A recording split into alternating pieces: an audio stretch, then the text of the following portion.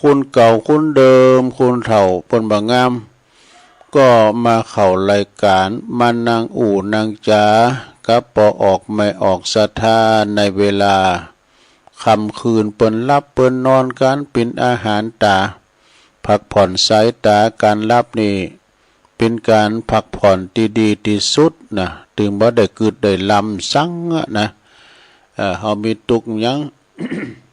เจ็บ เจ็บป่วยเจ็บปวดหมดเมื่อยไข้มันก็หายยามเมื่อเฮาหลับนั่นเนาะตื่นขึ้นมามันก็เจ็บอยู่น่ะเนาะสะดาแล้วก็กำกึดกำหยังต่างๆกันแล้วรับแล้วมันตอดหมดคุณรับด้วยมีสติเนอะบอกว่าเพิ่นจะอุ้มไปตำไปวางไว้ไหนก็หู้คิงเพราะว่ามันหู้สึกโตมีสติควบคุมอันนั้นก็รับมนต์รับงานเด้อคนหนุ่มคนกำเพิ่นลาปล่อยเพิ่นลาไปนะลุงเอ้ยลูกหลานเขาเยอะการมาหมอยคนเขาพักผ่อนเหมือนกับเครื่องยนต์ต้องมีการพักผ่อนพองนะกินยุกกินยาแก้ปวดเจ็บปวดเมื่อยไข้ตั้งหลายก็กินยาไปบรรเทาเบาบางลงไปเนาะ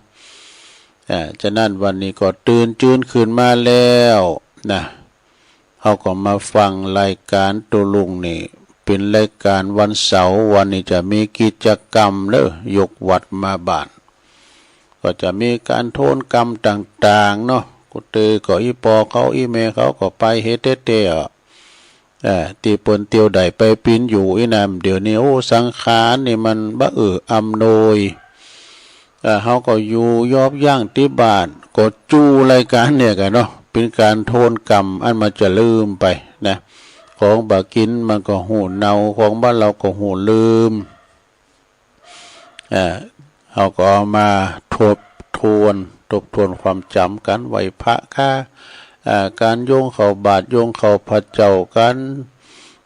หยาดน้ำอิตังยังกินจิกันนี่แผ่เมตตาต่างๆตัวลุงก็จะน้อมนำมาเต่าตีใดความจริงข้างบนมีหลายแล้วนี่ก็แล้วเด้อ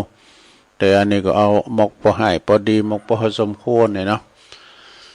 แล้วก่อนที่จะได้เข้าสู่รายการประกาศรายชื่อรายนามคืนบุญต่างๆสถานีต่างๆนะตุลุงก็จะได้ไหวพระกันนี่เป็นเบื้องต้นก่อนเน้อเปิดความเป็นสิริเป็นมังกละเป็นมงคลกับตนกับโตกับขอบกับโคลูกหลานตันเต่าเฮือได้อยู่ดีมีสุขนะเอาก็จะได้ขจัดปัดเป่าโพยภัยสนิทจังไรนี้ไกลแสนโยชน์แสนว่าเด้อนำปาสิ่งที่เป็นมังกละเป็นมงคลเข้าคุ้มเข้าโหหอเฮือนเฮาอยู่ดีมีสุขพร้อมแล้วก็กราบหนึ่งกราบสองกราบสามอิมินาสกาเลนะพุทธังอภิปูชยามะอิมินาสกาเลนะธัมมังอภิปูชยามะอิมินาสกาเลนะสังฆังอภิปูชยามะอะระหังสัมมาสัมพุทโธภะคะวาพุทธังภะคะวันตังอภิวาเทมิสวากขาโตภะคะวะตาธัมโมธัมมังนะมัสสามิสุปฏิปันโนภะคะวะโตสาวกสังโฆสังฆังนะมามินะโมตัสสะภะคะวะโตอะระหะโตสัมมาสัมพุทธัสสะนะโมตัสสะภะคะวะโตอะระหะโต สัมมาสัมพุทธัสสะนะโมตัสสะภะคะวะโตอะระหะโตสัมมาสัมพุทธัสสะอิติปิโสภะคะวะอะระหังสัมมาสัมพุทโธวิจาจารณะสัมปันโนสุขโตโลกวิโตอนุตตโลปุริสธัมมัสสาลาธิสัทธาเทวมนุสสานังพุทโธภะคะวะติสวากขาโตภะคะวะตาธัมโมสันติติโกอากาลิโกเอหิปัสสิโกโอปันนะยิโกปัจจตังเวทิตาโปวินโยหิติสุปฏิปันโนภะคะวะโตสาวกสังโฆอุจจุปฏิปันโนภะคะวะโตสาวกสังโฆยายะปฏิปันโนภะคะวะโตสาวกสังโฆสามิจิปฏิปันโนภะคะวะโตสาวกสังโฆยะติตังจัตตาลิปุริสายุคาเนอัฏฐปุริสาปุคคลาเอสาภะคะวะโตสาวกสังโฆอาหุนายโยปาหุนายโยตักขินายโยอัญจลิกาลนิโยอนุตตลังปุญญเขตังโลกัสสติจะยันโตโพธิยามุเลสกายานังนันทิวัตโนเอวังตวังวิจโยโหหิจยสุจยมังคัลเลอปัลลาจิตตปันลังเกสิเสปัทวิปุคาเลอภิเสเกสัพพพุทธานังอากาปโตปโมทติสุนักตังสุมังคลังสุปปาตังสุโหติตังสุขาโนสุโมโหโตจะสุเยทังพระมาจาลิสุปัฏฐกินังกายกัมมังวาจากัมมังปัฏฐกินังปัฏฐกินังมโนกัมมังปณิทิเตปัฏฐคินาปัฏฐคินานิกาตวนะละพันตเถปัฏฐคิเนสัพพิติโยวิวัจจันตุสัพพะโลกวินาศตุมาเตภวัตวันตรายโยสุขิติกายุโกภวะอภิวาทนาสีลิสานิจังวุตตาปัจจายโนจัตตารโอธรรมาวาทันติอายุวันโนสุขังปะลังเอาแล้วน้อสัทธาญาติโยมทั้งหลายตุลุงก็ปิ้นเก้าปิ้นโหนำสวดมนต์ไปปิ้นเบิ่งต้นปิ้นตีเรียบร้อยก็ขออ้างอิงเอาคุณพุทธคุณธรรมคุณสังฆคุณนะคุณพระแก้วเจ้าสามโด่งจงได้มาปกป้องคุ้มครองรักษาวัดวาอารามตั้งคงแก้วตั้งสามปกปักรักษายังครูบาอาจารย์พระสงฆ์องค์สามเณรที่เพิ่นอยู่กับวัดกับว่าเนาะเขี่ยวคาดปลอดภัยเผยแผ่สัจธรรมคำสอนขององค์พระสัมมาสัมพุทธเจ้าเนอะแต่แล้วก็ขอมาเนาะปิ้นเก้าปิ้นโหนำนำจิตนำใจศรัทธาเนาะได้มาไหวพระสวดมนต์กานี่ ปิ่นเก้าปิ่นกั้นในดำเนินการก่อสร้างวัดวาอารามขุดน้ำบ่อก่อศาลาสร้างกำแพงโบสถ์วิหารก็ปิ่นน้ำกึดน้ำสร้างนะได้ปิ่นประธานตังศรัทธาได้ปิ่นผู้นำประธานการก่อสร้างต่างๆอันนี้ก็ปิ่นแต่ผลงานของครูบาอาจารย์เนอะประสงค์องค์สังฆเจ้ากึดวัดสังวาแล้วบาแล้วก็ขอศรัทธาจ่วยกันเสาะกันหาเนาะผับป่ากฐินพองกันเนาะมาจ่วยกันกึดกันสร้างวัดวาอารามนะวัดเนี่ยมันถึงสร้างบ่มีสิ้นสุดเนอะแปลงอันนั้นแล้ว โอ้อันนั้นจะได้ปฏิสังขรณ์ทำแล้วซ่อมแซม มันถึงมีวันสิ้นสุดนะอันนั้นก็ของปลงแม่ลงอยู่ดีมีสุขมีความ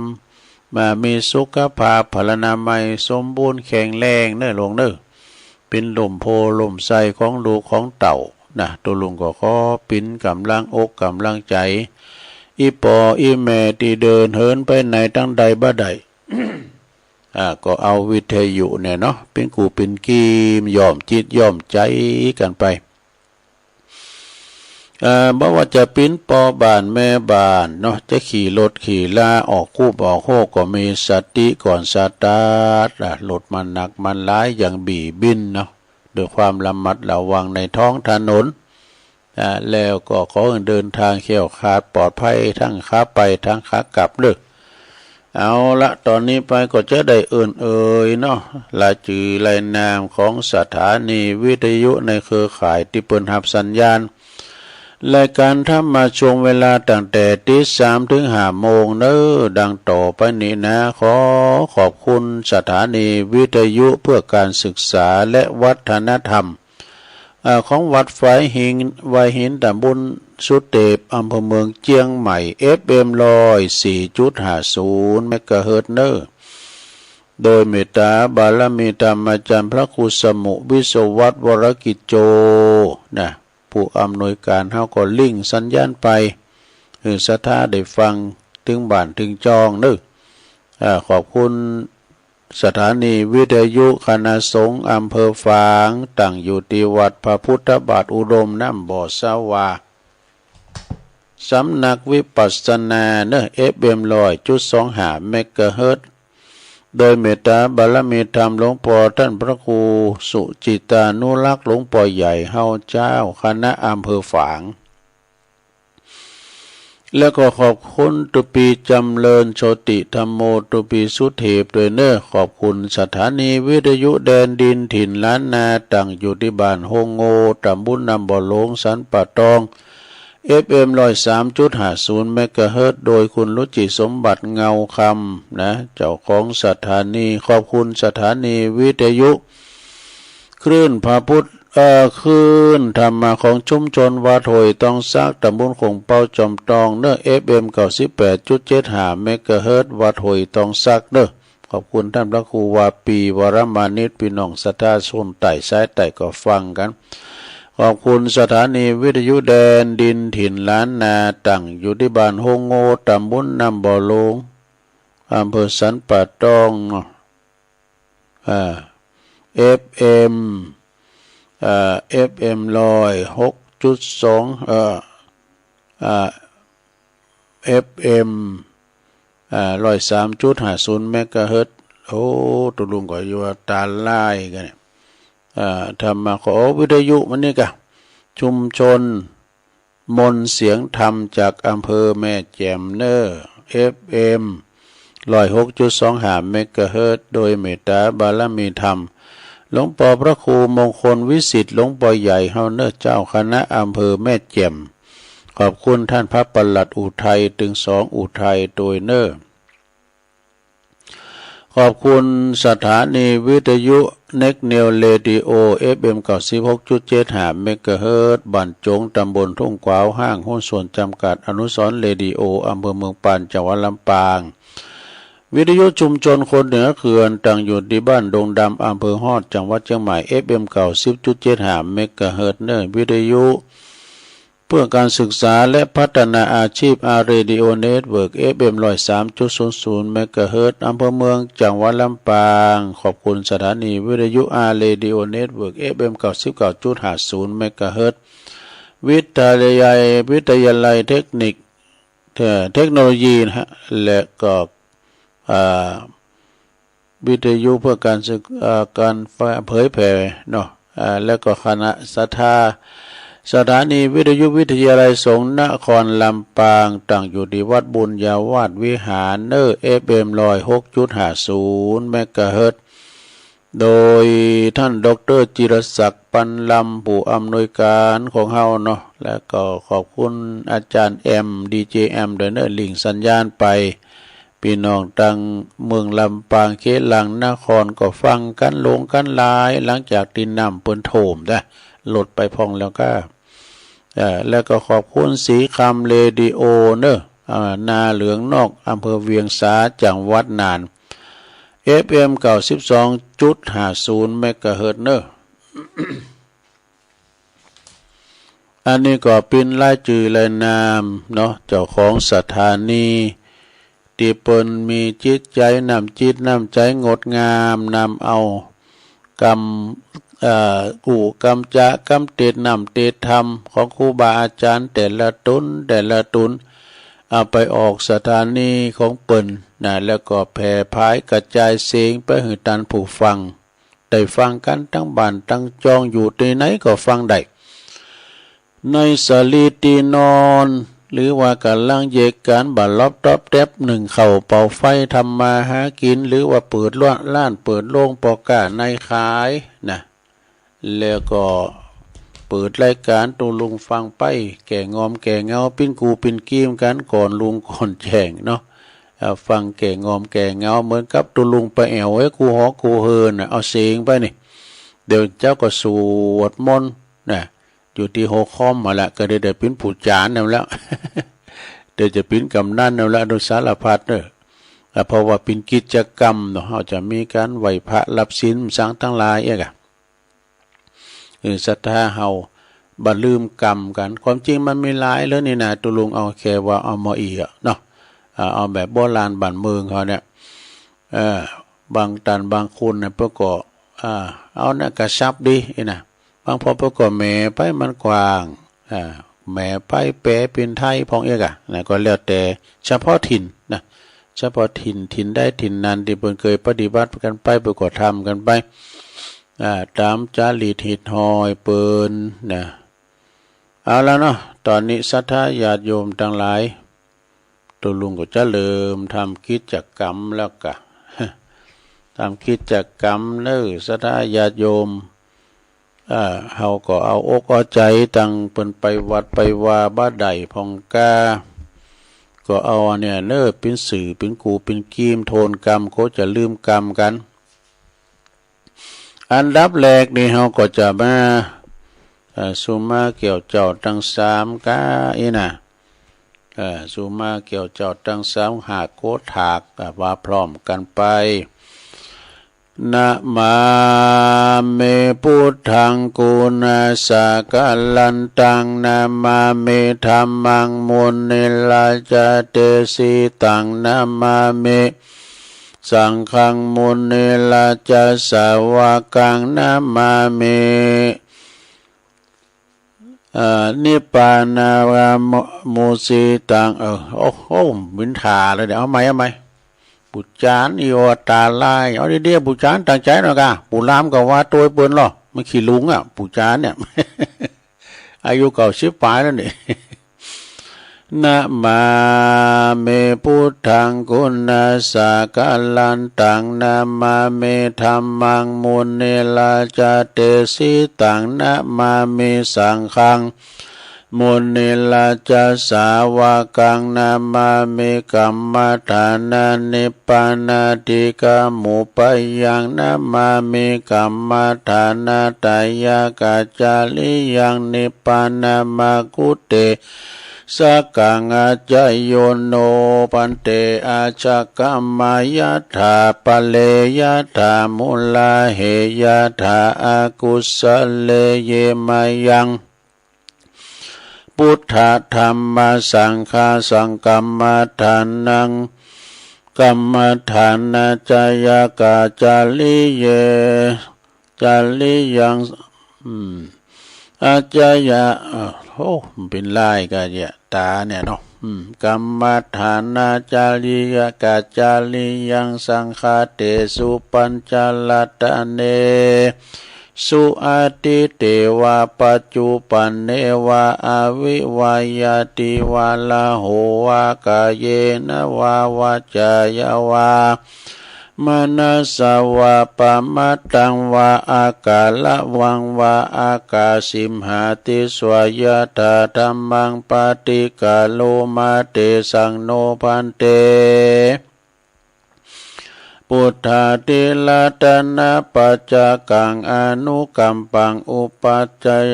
อุปัจจายาอาจายังอาจายาโตปฏิกันหันตุ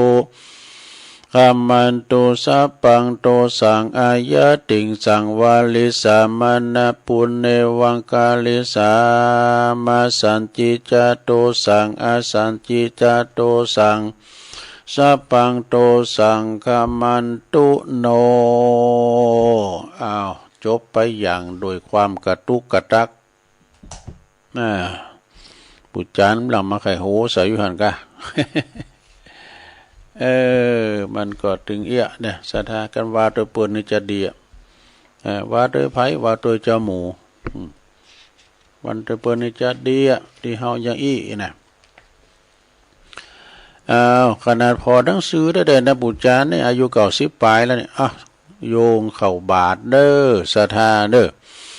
อิมังโอตานาปินดาตานังติลาตานานังสักกะจังเตมาปูเจมา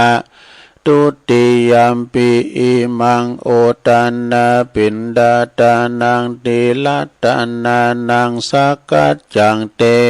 มาปูเจมาตาติยัมปิอิมังโอตานาปินดาตานังเตลาตานานังสักกะจังเตมาปูเจมาติคาลาตังอัฏฐายาหิตายาสุขายายาวานิปานาปัสสังวาตันตุโนอันนี้เปิ้นโยงเข้าบาทต่อไปเขาจะโยงอย่าโยงเข้าบาทเด้อเจ้าก็โยงเข้าพระเจ้าไว้ละถ้ามีกระติกมีข้าวกองเพื่อจะไขฟ้าให้ลูกนะเอาเจาะใส่เก่าใส่โหอ้ายเข้าออกจุงนะอุ่นปุ้มเขากำลังสุกไหมเอามาวัดสาธุโอกาสะอิมังสาธุโอกาสะโอตันนาปินดิปาตังตานังนิปานาปัจจโยโหตุโนนิจังโอตันนาปินดิปาตังตานังนิปานาปัจจโยโหตุโนนิจังโอตันนาปินดิปาตังตานังนิปานาปัจจโยโหตุโนนิจังเอาแล้วศรัทธาญาติโยมทั้งหลายเอาต่อไปลุกไปไหนปู่จานก็ไปใส่ข้าวบาตรไปต่างแถวกันเด้อไปต่างแถวหน้าโฮงครูบาบนเด้อหน้าโฮงโลงบ่แล้วก็สำหรับเทวบุตรปอใจอยู่แถวหน้าเทวดาแม่ยิงเฮาคุณเฒ่าแม่ยิงอยู่แถวหลังนี่น่ะไผซุปเกิบก็ถอดแขะไปไผซุปกุบก็ถอดหมกเฮเปิดเป็นการเข้าหลบต่อพระทรงองค์เจ้าเดินด้วยเท้าเปล่าเนาะแล้วก็เอาปุล้ำเอาสวยดอกไม้ไปนิมนต์ตุลุงทาเขามาก่อนเปิ้นนิมนต์ก็แล้วลงจะนำใดนำมานะถ้าว่าเปิ้นนิมนต์แล้วก็นิมนต์ไปรับบาตรนะบิณฑบาตเปิ้นก็จะไปที่หน้าว่างเปิ้นไปอะระหังสัมมาหัมกัมโลเปิ้นไปอะระหังสัมมากัมแล้วก็เตียวลุงโฮงลงมานี่เตียวลุงโฮงมานะลุงทานนำหน้ามาแล้วต่อไปเฮาเจาะใส่เก่าใส่โหเป็นไทยนำกัมเด้อ เอาเป็นไทยอะไรทำไมดำกำหนึ่งก่อนเจาะใส่เก่าใส่โหแล้วก็ล่ำเปิงว่าข้าวของข้าพระเจ้าขาวดังดอกบัวยกขึ้นเหนือหัวถวายแด่พระสงฆ์จิตใจจำนงตรงต่อพระนิพพานขอให้ถึงเมืองแก้วขอให้แคล้วบ่วงมารขอให้ทันศาสนาของพระศรีอานในอนาคตการโน้นเทินเอาละสัตตุเจาะใส่เก่าใส่หัวเลยตุลุงทาเขาเดินแล้วเนอขายโยมไม่แน่มดเกี่ยวม้ามจุ่มติบเขาไม่ไหนเอามากระสอบกระลำบังก็มาเอาถังก็ได้เอากระสอบก็ได้เนอะสามูไรเข้าสารมาถ่ายเข่ารุ่นบาทเนอบาปีแล้วเดินมาปีแล้วเอามาทั้งตุลุงทารุ่นแล้วมาขายโยมมาตั้งนาพี่หน่อยแต่โกลาหลก่อนเอากระสอบมาโอ้วันนี้คนหลงคนหลายเป็นมาวันพระวันศีลใหญ่ศีลหลงบ้านเฮามีเป็น200-300ทุกเจ้าไม่ขีดตุนก็มีตุลุงทายตุนหนึ่งพอหน่อย2ก้อโอ้มาผสมดุลกันดูได้หมาดำ7โตแมวดำ8โตดูโตจะกิ่มนะไม่ได้นะบอกนะนกก็แกมันมาปึงบารมีเฮาเนี่ยมาเดินทางลำเปิงสุขโหมะสุขโหมะไปใจจบเลี้ยวเข้ามานั่งตังในเน้อในศาลาวิหารก็จะมีกิจกรรมไหว้พระหับศีลกันเด้อเข้ามาจะไปนั่งพิธีนะเฮานั่งตีไหนก่อนนั่งตีหันจำไม้ไว้ตื้อก็ไปนั่งไปนั่งเป็ดกันน่ะสลุงเนี่ยมันจะหางกู้แพ้ปัดหางกู้เป็นไงน่ะก็หางตัวนางพิธีเนาะแล้วก็กำเดียวเฮาวันนี้เฮาได้รับเกียรติจากท่านผอ.โฮงเฮนบ้านเฮาดูวันนี้เปิ้นมาร่วมทำบุญกับเฮาเนาะวันนี้ก็ได้รับเกียรติจากท่านผอ.โรงเรียนเปิ้นได้มาจุดธูปจุดเทียนบูชาพระรัตนตรัยปุรามจุดเตียนสนนต่างหมันไว้ก่อนจิเตียนสนนจะได้เจิญเปิ้นมาจิเตียนเนื้อศรัทธาญาติโยมทั้งหลายตอนนี้ถ้าเข้าสู่พิธีเนื้อหลังงับฮับปากไปจะไปอู่กันเตอบินมาตั้งพระเจ้าหลงพินะจะเริ่มประกอบพิธีแล้วได้สมัยการดีแล้วเนาะในโอกาสแรกนี่ก็ขอเรียนเชิญท่านผอ.โรงเรียนเฮาได้มาปิ้นประธานจุดเทียนถูปบูชาพระรัตนตรัยเด้อทุกฐานปนมมือเด้อปนมมือผู้จ้อยบ้านเฮาเกณฑ์ขันศีลให้ตุลุงทากรรม เอาละเน้อตอนนี้เข้าสู่พิธีเบญนาไปตั้งตุลุงทาคอนเด้อตั้งคณะพระสงฆ์องค์เด่นจะได้ไหวพระจะได้รับศีลกันเป็นลำดับต่อไปบูชาว่าไปเลยมันลาแล้วต้องมันเต้นเหมือนขาเพื่อจะไปดิจิตอลกันอยู่ พร้อมแล้วเอาเด้อว่าพร้อมกันในลงเด้อมายังพันเตติสาลันเนนะสหปัญจศีลานิยาจามะตุติยัมปิมายังพันเตติสาลันเนนะสหปัญจศีลานิยาจามะตัตติยัมปิมายังพันเตติสาลันเนนะสหปัญจศีลานิยาจามะนะโมตัสสะภะคะวะโต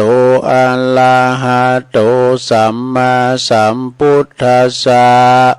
นะโมตัสสะภะคะวะโตอะระหะโตสัมมาสัมพุทธัสสะนะโมตัสสะภะคะวะโตอะระหะโตสัมมาสัมพุทธัสสะ พุทธังสรณังกัจฉามิธัมมังสรณังกัจฉามิสังฆังสรณังกัจฉามิตุติยัมปิพุทธังสรณังกัจฉามิตุติยัมปิธัมมังสรณังกัจฉามิตุติยัมปิสังฆังสรณังกัจฉามิตติยัมปิพุทธังสรณังกัจฉามิตติยัมปิธัมมังสรณังกัจฉามิตติยัมปิสังฆังสรณังกัจฉามิปานาติปาตาเวระมณีสิกขาปะทังสมาธิยามิอาทินนาตานาเวระมณีสิกขาปะทังสมาธิยามิกามเมสุมิจฉาจาราเวระมณีสิกขาปะทังสมาธิยามิมุสาวาทาเวระมณีสิกขาปะทังสมาธิยามิสุราเมรยะมัชฌัปมาทฐานาเวระมณีสิกขาปะทังสมาธิยามิอิมานิปัญจสิกขาปทานิสีเลนะสุขติงยันติสีเลนะโภคสัมปทาสีเลนะนิพุติงยันติตัสมาสีลังวิโสทะเยสาธุสาธุสาธุเอาแล้วปันสินไปปินตีเรียบร้อยนะหล่นเนี่ยเก็บไว้ดีๆเนี่ยพระเสมันหอมมันหายเนอะมังกรละหาคอนี่นะถ้ามันหายก็เป็นอย่างเสาหนาตุลุมมาปันเหือมเนอะศีลหาศีลนี่นะไผถือไว้หมดมาลงละเมื่อสักสิ่งแค่หาศีลเนี่ยนะลงเนอะเปิ้นว่าโลกเขาได้อยู่กันอย่างลมเย็นเป็นสุขกันมีไผอำนาจบาดใหญ่มีไผขาฟันบันเต้งกันละนะคุณได้อยู่ในศีลในธรรมนะขอกหลงละปูนเจียงใหม่ที่ไหนก็ตามบุบควางได้เลย มีตำรวจมีทหารแค่หาคอนี่นะจะอยู่กันอย่างร่มเย็นเป็นสุขบัดเดี๋ยวนี้มันได้อยู่หาคอกะก็ฆ่าฟันบันเต้งกันอยู่ตึงมือตึงหวานศรัทธาญาติโยมจริงดีจริงเด่นกันจีปนกันเนี่ยอันนี้ก็คือเป็นศีลหาขอก็หับไปละหลังจากที่หับศีลไปแล้วลงตัวลุงก็จะได้สวดมังกละกันเนอสวดโมหปลิตนะพญานกยุงทองก่อนออกลาออกป่าหาอยู่ก็เปิ้นจัดตองบทสวดเนี่ยเนอเขี้ยวขาดปลอดภัยอันตรายของบ่วงในพานก็ถึงมักกำเริบมัดติดอ่ะนะเพราะว่าเปิ้นสวดบทนี่นะลงเด้อตัวลุงจะสวดกันเด้ออุเตตายัญจักุมาเอกาลาจาหาลิสาวันโนปัทวิปาปาโสตังนามาสามิหาลิสาวันนังปัทวิปาปาสังตายาสักุตตาวิหาเลโมติวาสังเยปรัมมานาเวตากุสัพพะธรรมเมเตเมนาโมเตจะมังปะลายันตุนามาตุพุทธานังนามาตุโปติยานาโมวิมุตตานังนาโมวิมุตติยาอิมังโสปาลิตังกัตวะโมโลจัลลาติเอสะนา อเปตายัญจคุมาเอกาลาชาหาลิสวันโนปาทาวิปาภาโสตังตังนามาสามิหาลิสวันนังปาทาวิปาภาสังตายาสากุตาวิหาเลโมลัตติงเยพระมนาเวตากุสัพพะธรรมเมเตเมนะโมเตจามังปะลายันตุนามาตุพุทธานังนามาตุโพธิญาณโมวิมุตตานังนะโมวิมุตติยาอิมังโสภาลิตังกัตถะโมโลวาสัมมากัปปะยิติโมระปาลิตังเอาแล้วบทสวดอันศักดิ์สิทธิ์เนอเป็นคาถาเขี้ยวขาดปลอดภัยเหมือนกับพญานกยุงทองนะเขี้ยวขาดปลอดภัยไปจะไปตีไหนตั้งใดก็ดีหลงไปกับรถกับลาขึ้นเนื้อลองไต่ไปไกลไปไกลการเดินทางขอเดินทางเขี้ยวคลาดปลอดภัยทุกตารางกิโลเมตรของการเดินทางเนอะเอาละตอนนี้ไปยาแรมตุโอ้ก็จะแผ่เมตตาอันนี้นะแผ่เมตตาก่อนที่จะแผ่เมตตาเหือนตัวสัมภสัตทั้งหลายเฮาแผ่กับตัวเองเฮาก่อนเนาะแผ่เฮาตัวเฮาก่อนเนาะสัทธาวาพลอมกันไปเลยอาหังสุขิโตโหมิขอให้ข้าพระเจ้ามีความสุขนิทุกโหมิปราศจากความทุกข์อวิโรโหมิปราศจากเวรอภยาปัชโชโหมิปราศจากอุปสรรคอันตรายทั้งปวงอนิโคโหมิปราศจากความทุกข์กายทุกข์ใจสุขีอัตตานังปริหารามิขอให้มีความสุขกายสุขใจรักษาตนให้พ้นจากทุกภัยทั้งสิ้นเถิดเอาแล้วอันนี้เป็นอันแผ่เมตตาให้กับตัวเก่าเฮาในโลกเด้อต่อไปก็จะได้แผ่คือกับสัมภสัตน้อยใหญ่มดดำมดแดงปิ้นตุ่นเนอะว่าพร้อมกันไปเลยสัพเพสัตตาสัตว์ทั้งหลายที่เป็นเพื่อนทุกข์เกิดแก่เจ็บตายด้วยกันทั้งหมดทั้งสิ้นอเวราโหนตุจงเป็นสุขเถิดอย่าได้มีเวรแก่กันและกันเลยอภัยยาปัชชาโหนตุจงมีความสุขจงเป็นสุขเถิดอย่าได้เบียดเบียนซึ่งกันและกันเลยอนิคาโหนตุจงเป็นสุขเถิดอย่าได้มีความทุกข์กายทุกข์ใจเลยสุขีอัตตานังปริหารันตุจงมีความสุขกายสุขใจรักษาตนให้พ้นจากทุกภัยทั้งสิ้นเถิดสาธุจบลงไปต่อไปเฮาเอาอะไรทำไมให้หน่อยนะลูกนะเอาอะไรทำไมให้ก่อนแผ่เมตตาแบบไทยเนาะข้าพระเจ้าขออุทิศผลบุญกุศลนี้ไปให้ไพศาลถึงบิดามารดาครูอาจารย์ทั้งลูกหลานญาติมิตรสนิทกันคนเคยรักเคยชังแต่ครั้งไหนขอให้ได้ในกุศลผลของฉันทั้งเจ้ากรรมนายเวรเทพเทวันขอให้ท่านได้กุศลผลนี้เถิดสาธุ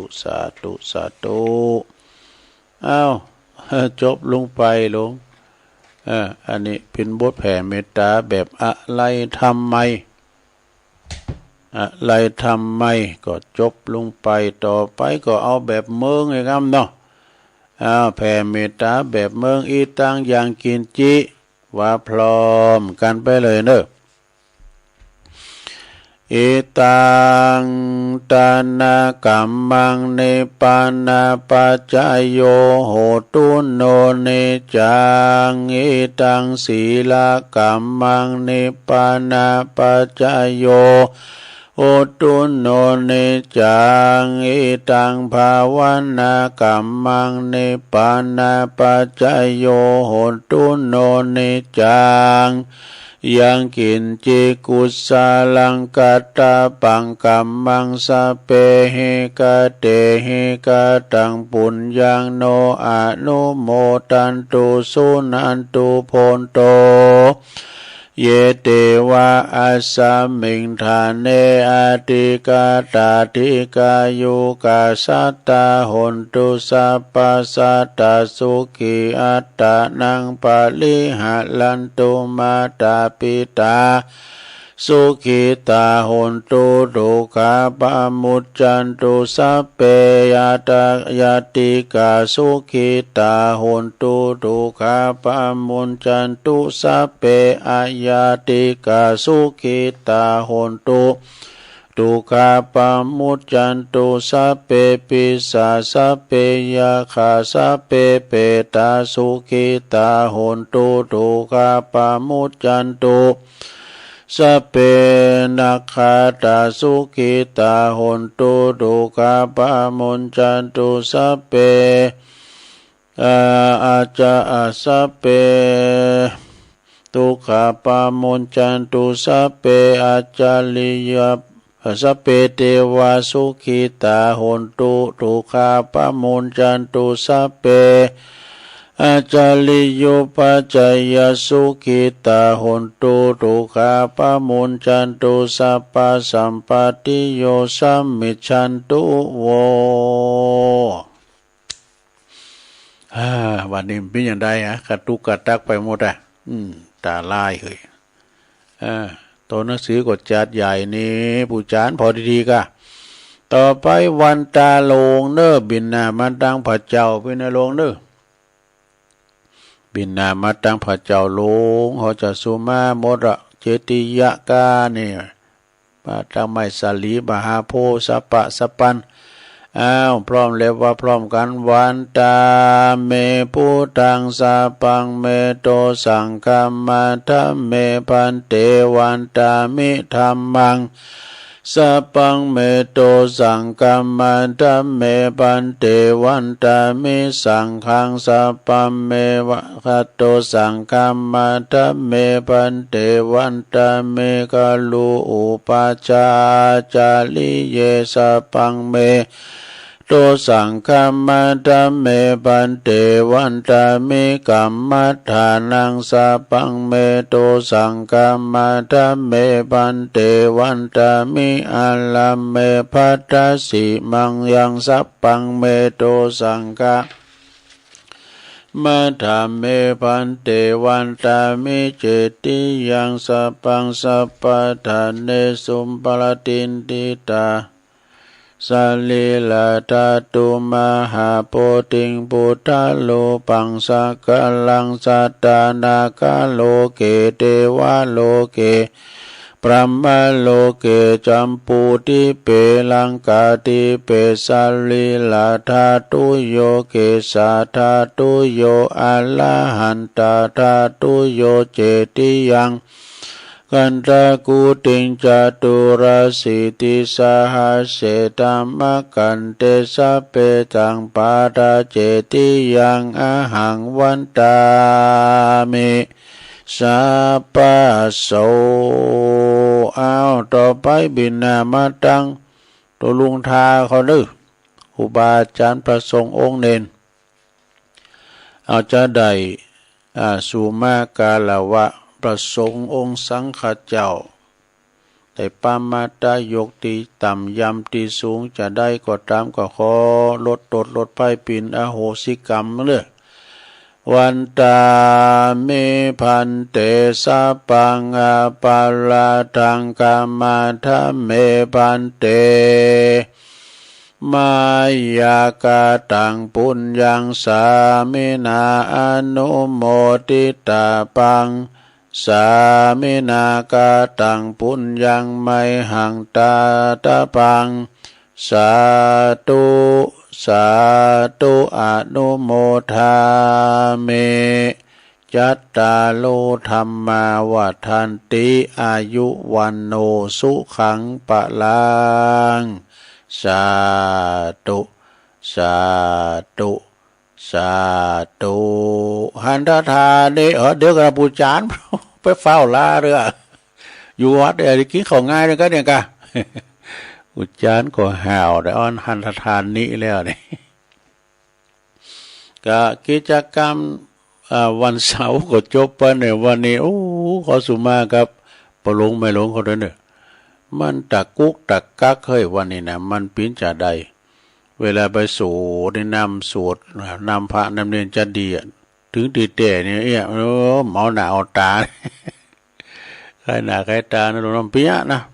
เสาหนาก็ตั้งใจเอาดีๆไหมมันถึงพิษมันเป็นเอกลักษณ์ของตัวลุงนะเพราะว่าจะต้องหยังสวดหยังก็จามเนี่ยมันถึงมีหันอย่างเนี่ยการอย่างก็ยังอ่ะ มันเป็นเอกลักษณ์ของตัวลุงแล้วเธอก็บอกวันทีพิษของกาบอกมื้อจันทร์วันดีบอกคำก็กี่คำก็พิษพอไอ้น่ะเป็นลักษณะของคุณเฒ่าเนาะศรัทธาญาติโยมอย่าสัญญาไม่แน่นอนความจำมันก็เสริมไปเพราะว่าใจมันหนักบ่ว่าจะเป็นมันสมองความจำก็ดีร่างกาย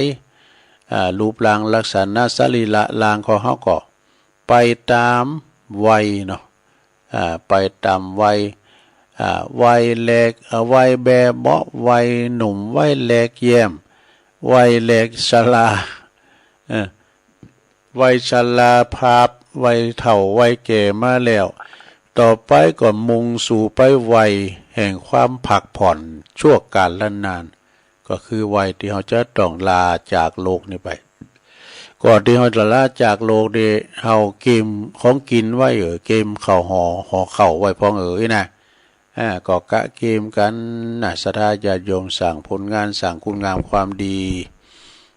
สั่งบุญสั่งกุศลไว้เป็นไม้ไตสองมักกะหุ่นตั้งไปตั้งหนาเนาะเอานั้น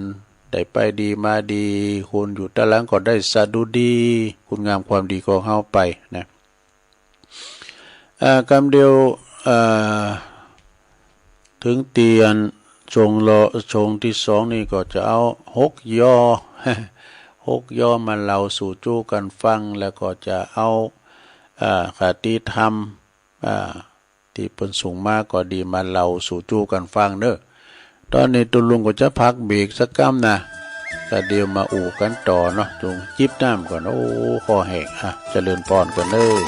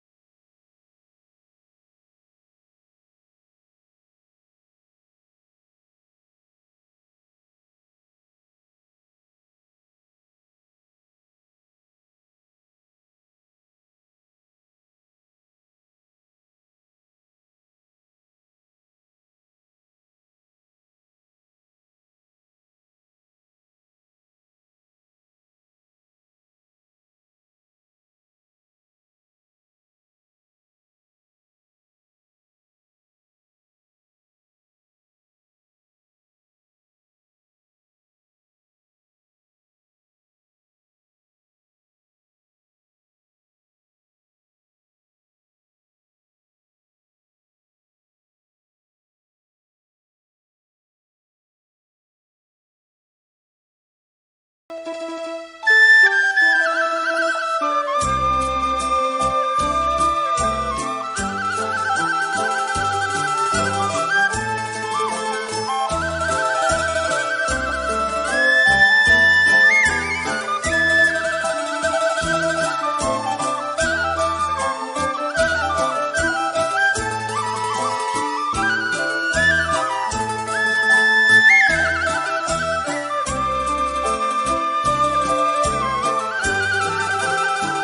อาแล้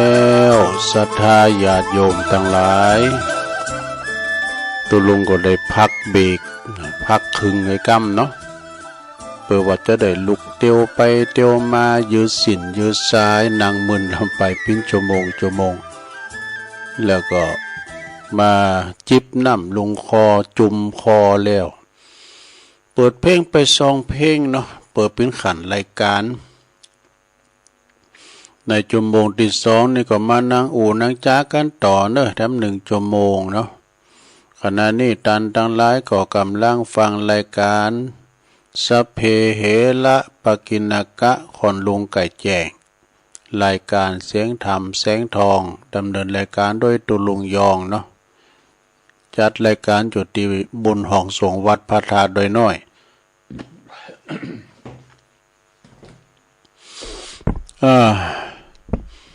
หลังจากที่ว่าชั่วโมงแรกไปแล้วกิจกรรมต่างๆขอคุกคักไปหน่อยศรัทธาญาติโยม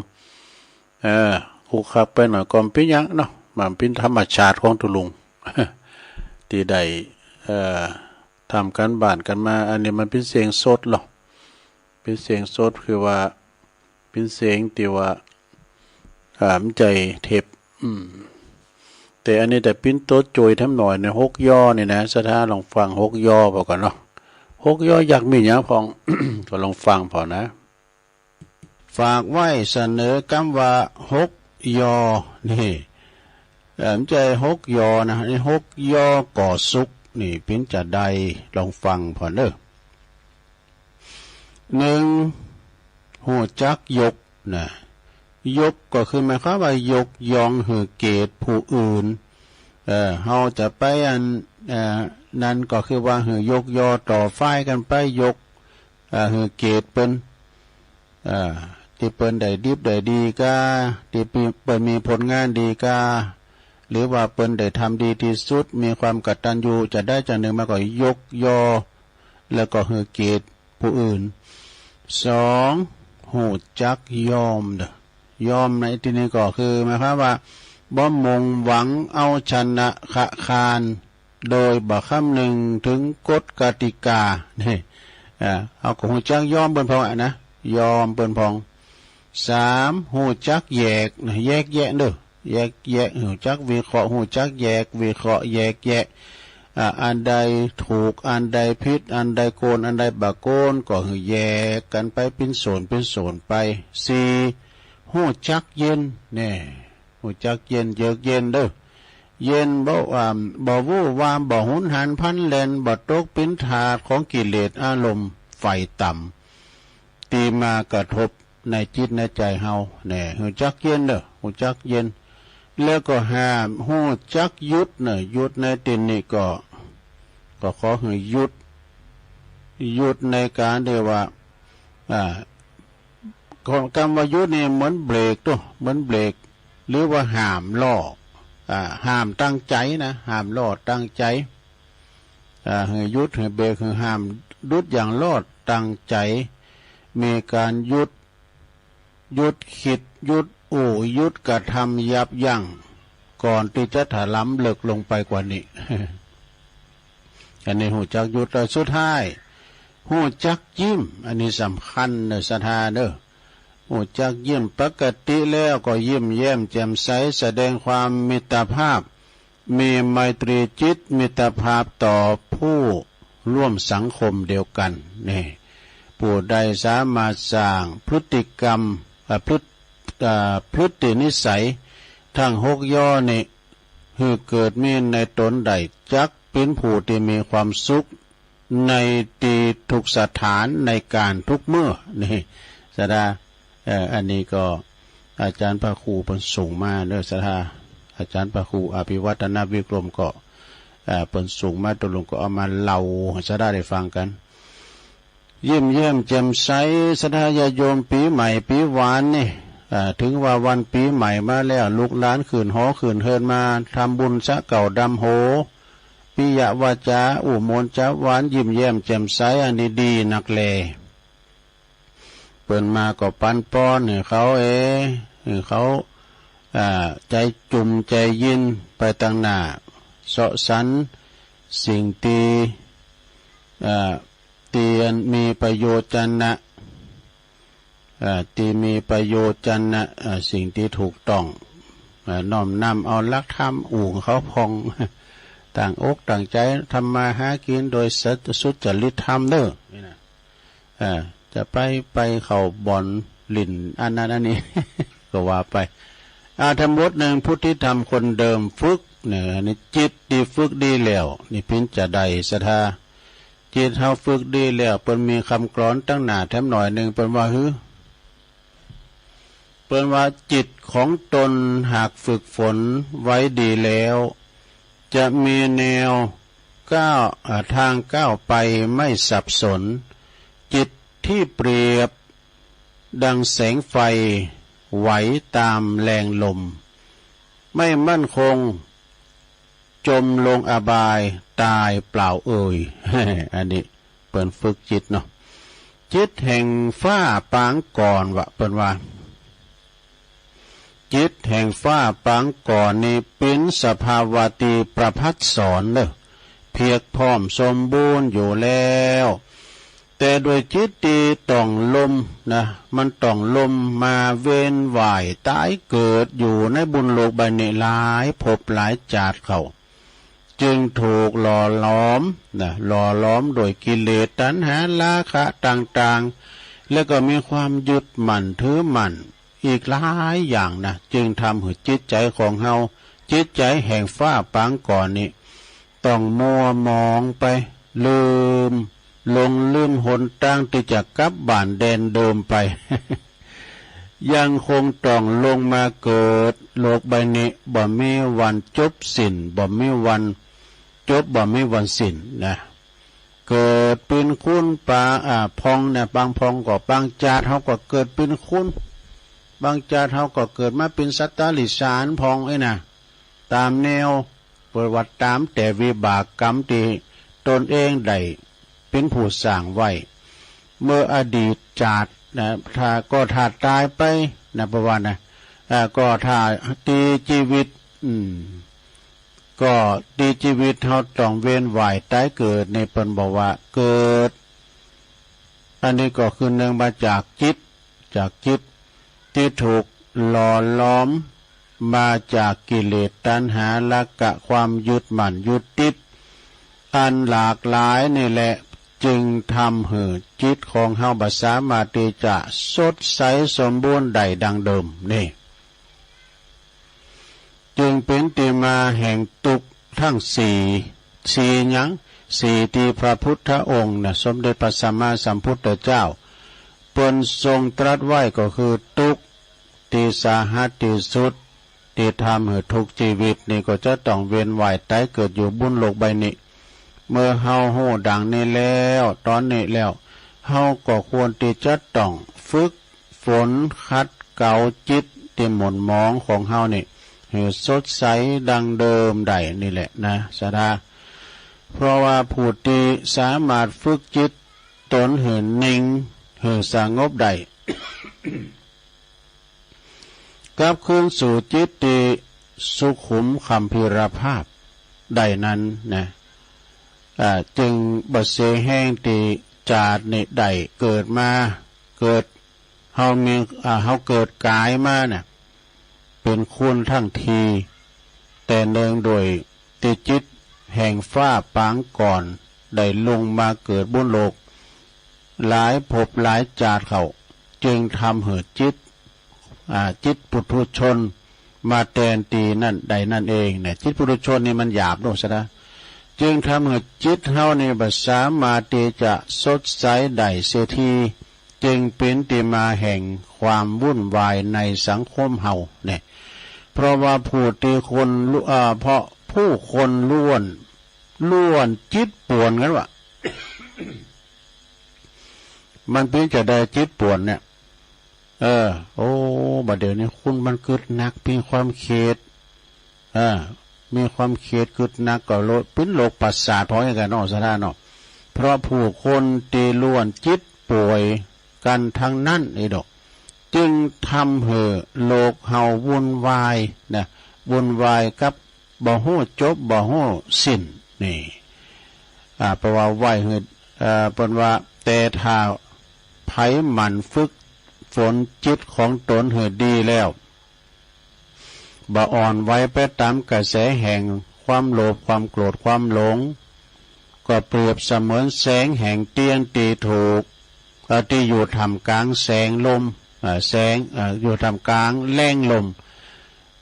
แต่จิตสามารถที่จะสงบนิ่งได้ก็คือสามารถที่จะควบคุมกระแสแห่งจิตปุถุชนได้นั่นเองแต่เมื่อจิตนั้นของเฮาสามารถฝึกจนเข้าขั้นสุขุมคัมภีรภาพได้แล้วสิ่งที่ดีๆก็จะเข้ามาจะผ่านเข้ามาในชีวิตของเฮานั่นได้นั่นเองนะแล้วสักวันหนึ่งเฮาก็จะสามารถที่จะหลุดพ้นจากการเวียนว่ายตายเกิดในที่สุดนั่นเองนะจบลงไปศรัทธาญาติโยมทั้งหลายเกี่ยวกับจิตเนาะเอามาฝากให้ศรัทธาญาติโยมได้ฟังกันไป ตอนนี้ไปก็เอาคติธรรมนำกรรมเนอะมาจาศรัทธาญาติโยมทั้งหลายเนาะอันนี้ก็มาในหนังสือความสุขความสุขที่เฮาทำได้ความสุขที่เฮาทำได้นี่มีอย่างล้ำเลยนะศรัทธาก็ลองฟังพอเด้อเก่าพองใหม่พองปนก็บอกว่าความคิดสร้างความสำเร็จความคิดสร้างความสำเร็จสร้างความสุขได้ตีคิดบวกทำดีสร้างคิดสร้างสรรค์กึดปลุกเล่าการกุศลคิดปลุกเล่าการกุศลกึดมีเหตุผลกึดแต่ความคิดเฮานี่ก็สร้างสรรค์แล้วก็บางทีก็สร้างปัญหาสร้างความทุกข์กับตัวเองอยู่เหมือนกันเด้อศรัทธาญาติโยมทั้งหลายนะมันปิ้นจะได้ก็จะได้เล่าสู่จูกันฟังเด้อในเกี่ยวกับ สรรหามาศรัทธาได้ฟังกันปุถุชนบรรพปุถุชนนี่หมายถึงอย่างปุถุชนนี่ก็ต้องการที่เขาจะมีย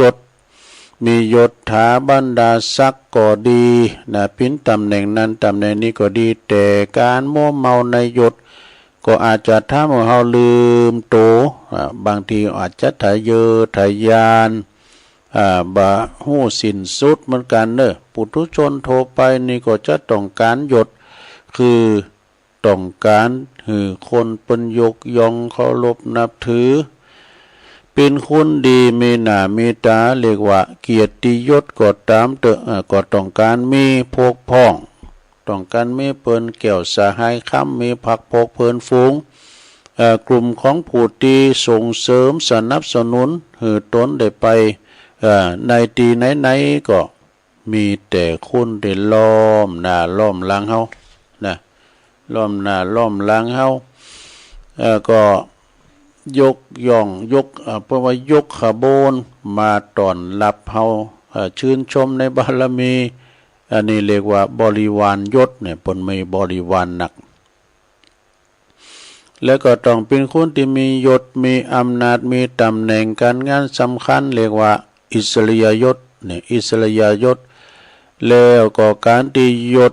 ดังกล่าวเนี่ยที่กล่าวมานี่นะอันเป็นสิ่งดีแต่ข้อสำคัญก็คืออยู่ที่ว่าได้ยศแล้วก็อย่าลืมโตมัวเมาแต่ยศมัวเมาแต่ เมาสักแต่ว่าตัวเองเนี่ยมีอำนาจวาสนาที่จะต้องทำมันยังก็ได้เพราะมันยังพอถามว่าเป็นเช่นนั้นแล้วก็เท่ากับว่ากำลังสร้าง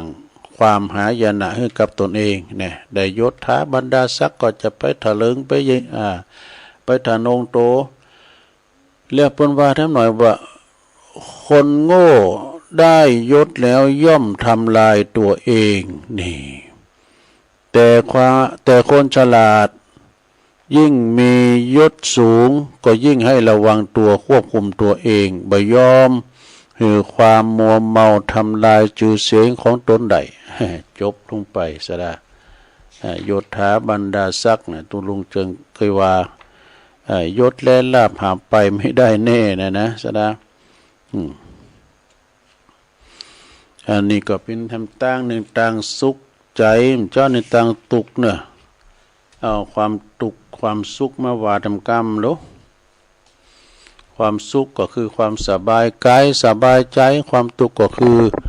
ความตุกอกตุกใจนะความสุขเพราะว่าความคิดสร้างความสำเร็จสร้างความสุขได้คิดบวกเกิดถึงที่เฮาคิดสร้างสรรค์เกิดปลุกเล่าในการกุศลเกิดมีเหตุมีผลแต่ความคิดจะสร้างปัญหาสร้างความตุกให้กับตัวเองได้เนี่ยมีถึงสองอย่างสร้างความสุขก็ได้ความทุกข์ก็ได้สำหรับความคิดของเฮานี่นะมีสติกำหนดรู้รักษาความคิดให้ดีๆพัฒนาความคิดเป็นระดับรู้อันยังก็ควรคิดควรก็บ่ควรคิดสามารถควบคุมกึดได้เปิ้นว่าจะได้ประโยชน์จากความคิดของเฮานั่นเองความสุขจากการหือนะการให้อย่างเฮาหือถึงวันซะดาตุลุงก็ซ้อหานี่ซ้อหากำบุกำจามมาหือศรัทธาอย่างกะเนี่ยเป็นเรียกว่าหือธรรมะเนาะหือธรรมะปินต้านพองก้าเนี่ยนะก็หือเหมือนกันแล้วอย่างเฮาหือโคที่ไปหอมกันไปที่จวยน้ำโถมอันนี้ก็ซ้ำหือเด้อเปิ้นตกตุกได้ยากนี่ซ้ำหือติ๊กๆอ่ะอันเปิ้นตกอยู่ในความหายนะเนาะบ่าเหยียบซ้ำเติมเปิ้นมีความจิตใจที่ว่าโอ้ไข่อบอ้อมอารีจวยเหลือเปิ้นอันนี้ก็ถือว่ามีความที่ว่าจะได้จวยเหลือคือความสุขจากการหือเป็นความสุขที่ภูมิอกภูมิใจการหือคนอื่นก็คือการหือตนเองเด้อเพราะเฮานี่ได้สิ่งเหล่านี้มาจากใจของเฮาเป็นความสุขที่เฮาสามารถทำได้โดยตัวเองโดยตัวเองตัวเฮาเองถึงเวลาจะผ่านไปก็ตามเฮาก็ยังสามารถเอาความรู้ความลึกซึ้งนั้นมาสร้างสรรค์ให้ความเกิดกำลังใจนะเกิดกำลังใจเกิดความสุขกับจิตใจของเฮาได้ถึงแม้ว่าบางอย่างนี่จะดูเล็กน้อยแต่ก็คุณค่ามากมายยาวนานก็มีนะความสุขจากการปล่อยวางก็เหมือนกันเป็นความสุขที่จะต้องใจปัญญาพิจารณาถ้าหูจักว่างนะเขาก็จะเบาเนอะสะทางหูจักว่างนี่เขาก็เบากันเขาเบกก็นักอยู่นะความยึดมั่นถือมันก็เป็นความทุกข์อย่างหนึ่งเนอะโดยเฉพาะความโกรธความเกลียดนี่ความอิจฉาริษยาความดีบ่ได้ตั้งใจปรารถนาเฮาบ่สามารถย้อนคืนเวลาสิ่งเหล่านั้นมันผ่านไปแล้วนะเหมือนกับคุณเฮาที่เหมือนกับคุณที่มีคุณมาด่าเฮาครั้งเดียวนะแต่ว่าเฮาก็มาเกิดถึงกำด่ากำนั้นเอามาเป็นกำด่ามาด่าตนเองซ้ำแล้วซ้ำแถมนะเปิ้นด่าตัวเดียวเดี๋ยวเฮามาเกิดถึงวันนั้นมาด่าเฮาก็กึดแล้วก็ด่าเฮากึดแล้วก็ด่าเฮาดีๆซ้ำเติมเรื่อยๆเนาะ การปล่อยวางจึงเป็นตั้งที่ให้เกิดความสุขการถืออภัยจิตใจของท่านก็จะสบายนี่เราก็ปล่อยวางให้อภัยมันเนี่ยนะขอท่านจงได้สิ่งที่มันดีงามแล้วท่านก็จะได้สิ่งที่ดีงามเช่นเดียวกันพูดดีคิดดีทำดีวันนี้แล้วก็เขาก็จะเป็นคนดีก่อนที่เขาจะมีโอกาสได้ทำคุณงามความดีแล้วก็ชีวิตของเขาก็จะได้รับสิ่งที่ดีๆแล้วก็ความสุขจากความดีนั้นต่อไปเพราะว่าความสุขทางโลกเหมือนกินอ้อยจากโคนหรือจากเก้ามันไปหาปลายหวานแล้วก็จะจืดไปความสุขทางธรรมนี่เป็นว่าเหมือนกับเขากินอ้อยตั้งเงินปลายตั้งโคนตั้งเก้ามันตั้งปลายไปหาตั้งเก่ากินปันมันกินเขามันหวานไปดิๆเพราะว่าตั้งเก่ามาซ้ำหวานนะอันนี้เปิ้นเปรียบเทียบไปอย่างอีเนอร์ศรัทธาญาติโยมจบลงไปศรัทธาญาติโยมทั้งหลายอันนี้เป็นกรรมบาปเก่าของปครูซีโนนเอามาว่าให้สักหน่อยเนาะศรัทธาญาติขาดเวลาได้จะดีนี่นะเปิ้นว่าพิกมีเฮินเนอเกอไม่เหิดไตโอ้ยกรรมนี่เป็นกรรมบาปเก่าแท้ๆศรัทธากินความหมายกว้างเลยนี่นะกินความหมายกว้างอย่างได้พิกมีเนื้อเกอมีไตก็คือว่ามีความสามัคคีปึงปาอาศัยกันและกันเนาะเฮามีเปิ้นมีเฮามีเปิ้นมีเนี่ยเฮาก็จุนเจอกันได้โลเป็นความที่ว่าสามัคคีปึงปาอาศัยกันพิกกับเกอนี่ต้องอาศัยซึ่งกันและกันเวลาปรุงอาหารเนาะใส่กะเกลือก็ไม่เคยจิ้มนี่เอาพริกมาเด็ดให้หน่อยนะมันก็ดึงเป็นของปรุงอาหารเนี่ยเกลือกับพริกนี่นะเพราะว่ามันเป็นของกูกันอยู่แล้วเช่นเดียวกันกับญาติพี่น้องและก็เปิ้นบ้านเฮานี่นะซะนะจำเป็นที่จะต้องปึงปาอาศัยซึ่งกันและกันอย่างปัจจุบันนี้หันได้ชัดนะคนไทยไม่ทิ้งกันน้ำโถมน้ำนองก็ปากันเอาเครื่องอุปโภคบริโภคข้าวน้ำกำกินต่างๆนี่ศรัทธาเอาไปจุนเจือเอาไปจวยเหลือเปิ้นบ่ได้กินข้าวนะต้องมันก็ห้องจอกนะพอหน้าไผก็มากำแล้วน้ำก็ไหลตะลนเนี่ยอาจจะซุมไฟก็ซุมบ่ได้เนาะศรัทธาน้ำก็บ่มีกินข้าวก็บ่มีกินจะเฮ็ดได้ต้องล่อน้ำจิตน้ำใจเปิ้นพายหือมาก้าเปิ้นเอาเข่าเอาเนี้ยเข่ากองมาหือเนี่ยบุตรมันใจดีจะได้กินเข่าเนอะซะได้กินน้ำบริสุทธิ์เวลาไผมันตกทุกข์ได้ยากไผมันไปติดข้างที่ไหนแล้วก็อยากเข่ามีไผมาหานี่นะโทษมันตุกใจเนอะ แต่อันนี้เขาจอยกัน จอยกันบ่ว่าจะอยู่ที่ไหนตั้งใดก็จอยได้เนอะ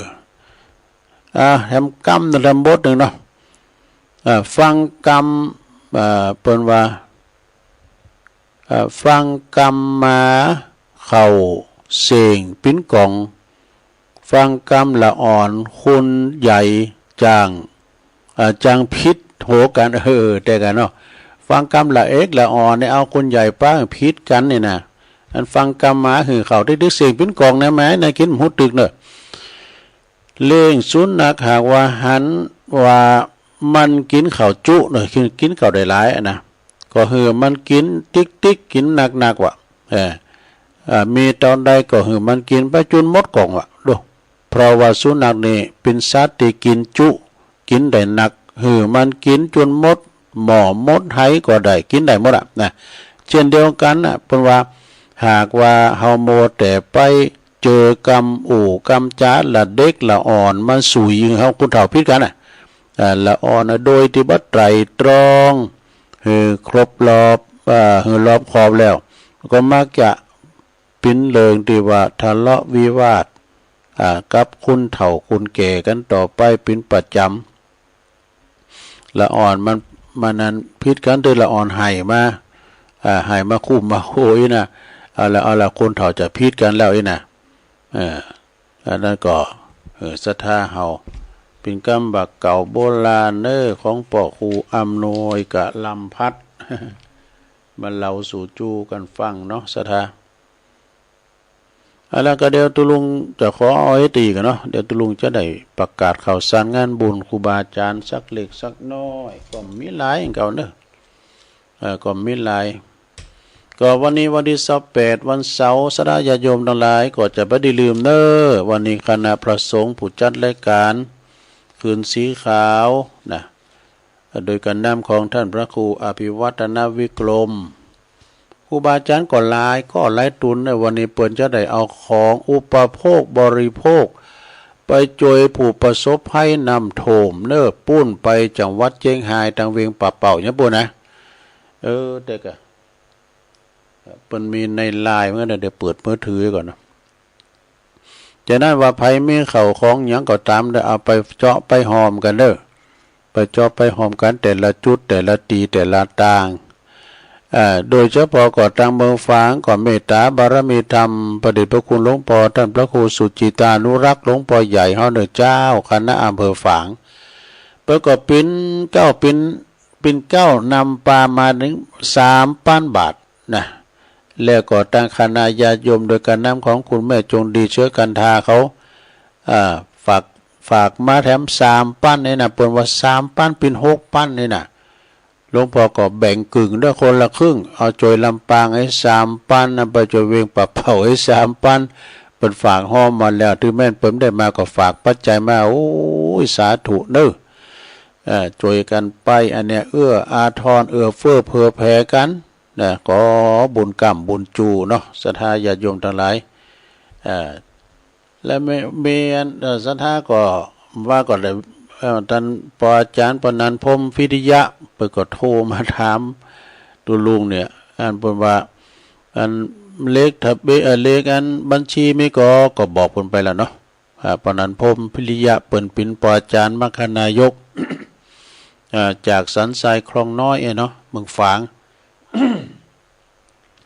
อยู่ตั้งเมืองฝางก็หอมใดศรัทธาอยู่ตั้งใดก็หอมใดเหมือนกันหมดนะฝากหอมกันไปก็มีศรัทธาอันนี้จะได้อ่านตามไล่ในกรรมกันเนาะศรัทธาอาจารย์พระครูเปิ้นได้เขียนมาเปิ้นจะไปที่ไหนพองนี่นะก็เนื่องโดยสถานการณ์อุทกภัยน้ำท่วมพื้นที่ทางอำเภอเวียงป่าเป่าจังหวัดเชียงรายอำเภอวังเหนือลำปางบุญก็ดีนะคณะพระสงฆ์พระเผยแผ่ธรรมและก็ญาติโยมในเครือข่ายคืนสีขาวก็จะได้จัดมอบสิ่งของบรรเทาทุกข์แก่ศรัทธาประชาชนในวันที่28นะก็คือวันเนี้ยนะศรัทธาญาติโยมคือเจ้าเดินทาง4 โมงครึ่งเดี๋ยวนี้ล้อหมุนแล้วกัน4 โมงครึ่งจากเชียงใหม่เนี่ยจากดอยหล่อเขาเนี่ยไปเชียงรายถึงเชียงราย7 โมงก็พักชั้นเข่าชั้นเจ้าหันรับประทานอาหารชั้นเจ้าตีจังหวัดเชียงรายปุ่นตีปุ่นแล้วก็เวลา7 โมงชั้นเข่าแล้วก็8 โมงครึ่งนี่ก็รับเอาของขึ้นรถจุดนัดหมายนี่จุดนั้นหมายก็คือว่าเขาไปลงกันที่วัดศรีสุพรรณตำบลเวงอำเภอเวียงป่าเป่านะเวลา9 โมงครึ่งนี่ก็เริ่มไปแจกจ่ายแล้วไปแจกจ่ายของตามพื้นที่ต่างๆดังต่อไปนี่นะในพื้นที่อำเภอเวียงป่าเป้านั้นก็จะมี1 หมู่บ้านห้วยหินลาดในนี่นะจุดที่2บ้านห้วยไม้เดือนี่3บ้านดงหลายนา4บ้านป่าบุ้ง5บ้านเฟยไฮดูแล้วก็11 โมงครึ่งนี่ก็ย่างพักฉันเพลพื้นที่เวงป่าเป่าสถานการณ์และเวลา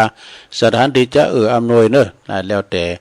เวลาเตงกึ่งก็แจกของต่อที่พื้นที่อำเภอเวียงป่าเป้าเวลา 14.00 นคือบ่าย 2 โมงก็จะเดินทางไปที่อำเภอวังเหนือจังหวัดลำปางบริจาคสิ่งของที่วัดแพะใต้วัดบ้านใหม่แล้วก็คณะสงฆ์อำเภอวังเหนือด้วยเนาะแล้วก็คณะสงฆ์อำเภอวังเหนือเนี่ยมอบผ่านเนาะพระพรหม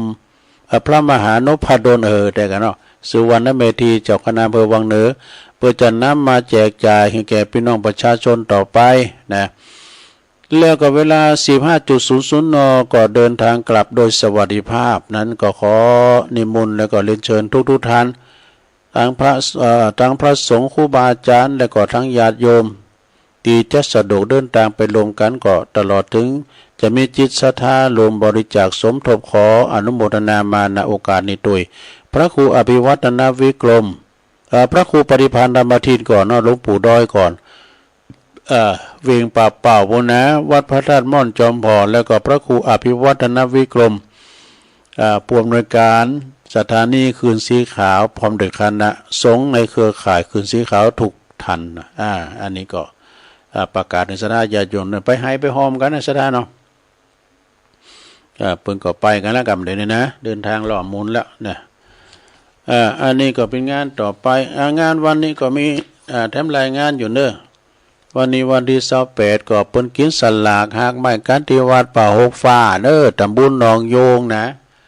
จากหันมาก็ปิ้นวันที่28นี่เหมือนกันเนอะที่วัดป่าต้องคันธาราม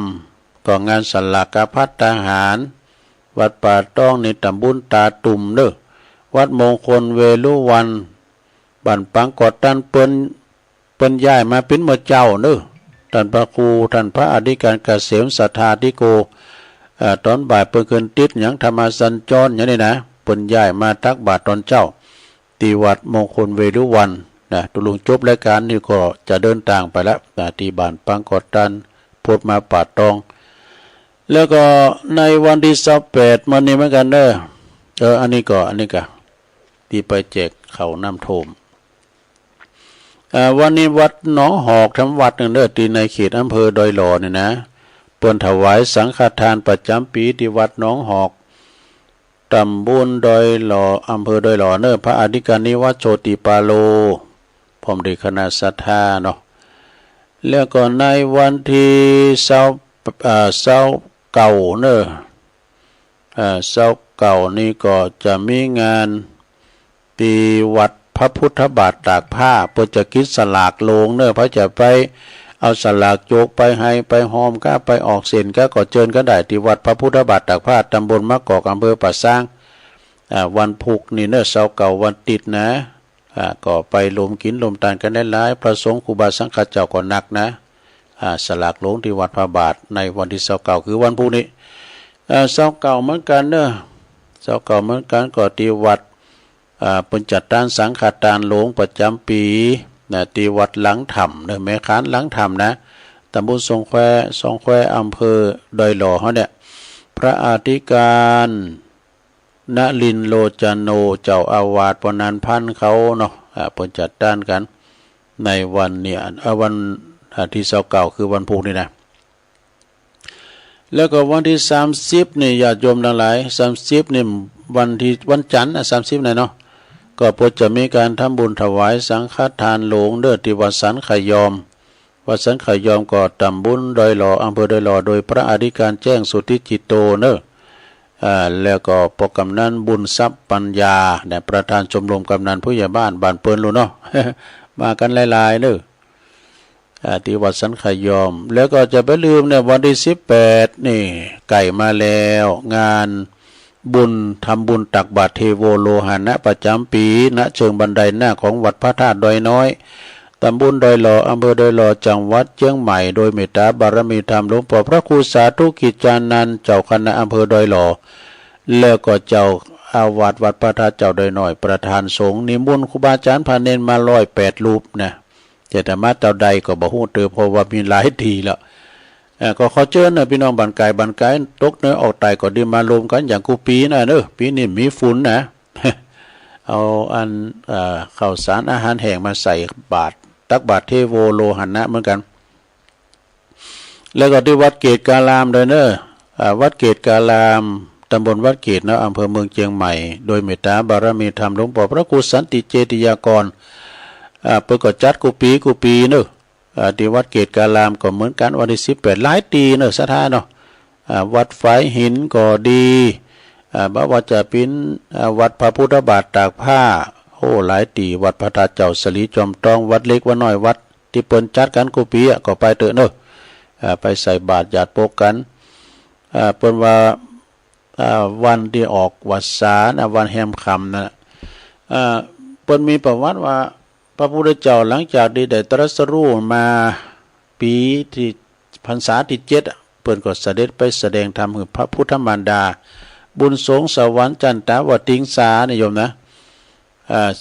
ตลอดครบถ้วนไตรมาสแล้วเปิ้นก็เสด็จลงจากเมืองสวรรค์จันตาวติงสาลงมาสู่เมืองสังกัสสานากรในวันนั้นเปิ้นก็เจ้าบ้านเจ้าเมืองก็เกมกันมาใส่บาตรกันเสด็จลงมาแล้วก็เหมือนกับพระพุทธเจ้าเปิดโลกนะคือหันโลกทั้ง3ด้วยโลกสวรรค์เทวดาโลกมนุษย์โลกอบายหันกันหมดว่ะคุณตาบอดก็หันกันหมดวันนั้นพระพุทธเจ้าเปิดโลกในสดาเนอะวันที่18ก็เชิญกันเนอะ17เนี่ยวันศีลนะออกพรรษา18วันแฮมค่ำออกพรรษาตุเจ้าแล้วก็เปิ้นจะมีตักบาตรเทโวโลหณะตามวัดวาอารามต่างๆที่ลุงประกาศไปเนอะนะศรัทธาญาติโยมตอนนี้ไปตุลุงก็จะเสกพอดตั้งลายพอกันเนอะเสกพอดตั้งลายก็มีเปิ้นตักมาตั้งลายก็มีอยู่ฟ้าประทานแล้วก็วัดเหล่ามนทาทิพย์56โดยแม่หลวงสายฝนจันกุลนะพี่น้องหลายปิ้งน้องผ่าขาวโยมจากน้องหานสันทรายดอยน้อยพัฒนาแม่หลวงสุมาลังกาพินแม่หลวงสุมานี่ก็อยู่ป่าหาเด้อตำบลเมืองจีฟังตุลุงอยู่เจ้าแม่สมพัดนี่แม่ย่อยสันทรายนะบุญส่งจากลำปางก็ฟังอยู่เนื้อสาธุแล้วก็มีโยมยุพินหอมอลาปีน้อยฟังจากบ้านแม่โยกฟัง104ชัดเจนดีลุงเลินพรหมมาแบนสะดุ้งตื่นถ้าเมื่อตีกำลังตื่นเนี่ยตี4กับเช้าลุงเลินนี่นะหมอตอกสินเด้อตุปิชาวัดป่าตานเนอะวัดป่าตานบ้านแซมไหวสานะครับเนอะแล้วก็บรรจงกันทวงอันนี้พี่ไอ้ไตโหอยู่น้ำดิบเนอเนอะแล้วก็อันนี้พี่น้องโบกก้างสันกำแพงก็ฟังปิ้นประจำแล้วก็ยงยุทธมณีวันจากปุ่นเนอบ่อแห้วลำปางเนาะทำหลายทันที่เปิ้นเต้นสูงมาเนี่ยตั้งบุญทันนะหรือว่าลือโลงเขาก็มีวันนี้รับลูกหลากก็หลายทันยมว่านี่สูงมาจะหลายนะไม่ว่าจะปิ้นนั่นอาจารย์สมเพชรเขาก็ดีก็ขอขอบคุณนะที่เปิ้นตักมาตั้งลายก็ดีนะกำลังอกกำลังใจแล้วก็ได้แจ้งผลการรับฟังก็ได้เฮาได้มามาจากันนะก็เป็นกำลังใจกันเอามาอยู่นี่คนเดียวอย่างพี่บ่าเหมือนกับคุณเปิ้นฟังกันลองเปิดสายนี่ก็คุณฟังกันจัดหลายเนาะซะได้ฉะนั้นก็แมลงเบิดก็ออกอยู่เนี่ยเมื่อค่ำเบิด6 โมงแต่พี่น้องได้ยินแล้วเปิ้นส่งกระแสเสียงไปหลายด้อยนางแก้วไปที่วัดไปที่แม่ขจารย์โมเดิร์นเรดิโอพุ่นนะเวียงป่าเป่าก็จะได้มาเข้ารายการ6 โมงถึง2 ทุ่มค่ำเนาะตอนนี้ตุลุงก็จะได้เช็คคืนเช็คสายนะเปิดสายสถาได้ฟังกันเด้อได้โทรเข้ามาเนาะเจริญปอนเจ้ากาไวซาเจ้าต้องบาเทโอตอนที่3นะเจ้าเกิดเป็นบันได3 อันนำที่คือบันไดแก้วเงินคำย่อนลงสู่พื้นโลกกว้างน้าน้ำสังกัดนครแน่นอนเลยเจ้าหมู่พระบรมวงศาเก้าเงาพร้อมพวงประชาใหญ่น้อยจึงพากันมาไหวสาเรียบร้อยเตรียมอาหารเจ้าและโภชนามาใส่บาตรพระโพธิสัตตาที่เสด็จมาจากสวรรค์หักคุณหงึดหัวใจดวงไทยเมนมันเป็นสิ่งสำคัญยิ่งนักคือเตวาอินตาพรหมยักษ์มนุษย์ลุงใจคนเนาจ ใจหันกันพร้อมหูพางวงเท้าเป็นหน้าบุญเฮาเขาจะกล่าวตานนี่คือตีมาสัทธาเจ้าบ้านตักบาทเทโอและไทยขอจดจำหักษากันไว้เป็นเส้นไขน้ำตาโดยอนุรักษ์เจ้าลูกเล้นล้านอยู่ยืนหน้าปันปีเจ้าตีวัดโดยหน่อยตักบาทเหมือนเก่าร้อยเศษต้นเจ้านายเอ่ยเจ้ากำยองวรกรรมนะเจ้ากำมาหูชิงนะเจ้าภาษาไทยแปลว่ารู้ตัวนะเจ้าไว้สาเจ้าอ้าวสายต่อไปเจริญปอนกราบไหว้สาเจ้าตุลุงหนองบัวใส่ประกันเจ้าฟังแต่เจ้าแล้วมันเริ่มแหลกแล้วชัดเจนดีนะเจ้าตุลุงชัดเจนดีเนาะยินดีเนอะเจ้าพระบาทอุดมไว้สาเจ้า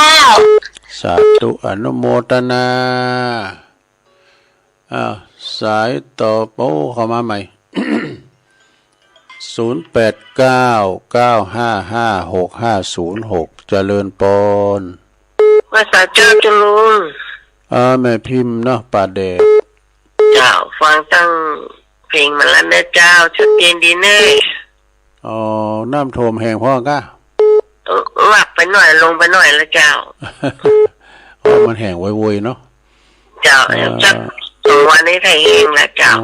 ยินดีหลายๆเนอะเจ้าสาธุเดี๋ยวนี้ก็มาฝนตกซ้ำมาก็แห้งไปติดๆกันเด้อเจริญปอนเจ้าสาธุเจ้าท่านนั้นยอมฟังอยู่เน่แม่จันทร์ศรีสุขาเจงโฮลินเจ้าชัดเจนดีเจ้าฝนมาตกมาวันเนี้ยฝนมาตกวันนี้แล้วตอนนี้ก็เปลี่ยนแล้วเฮ้ยยินดีนะแม่เด้อเจ้าสาธุส่งกระแสเสียงไปช่วยเนาะกำลังใจไปปหน่อยบุญปันด้วยเนาะเจริญปอ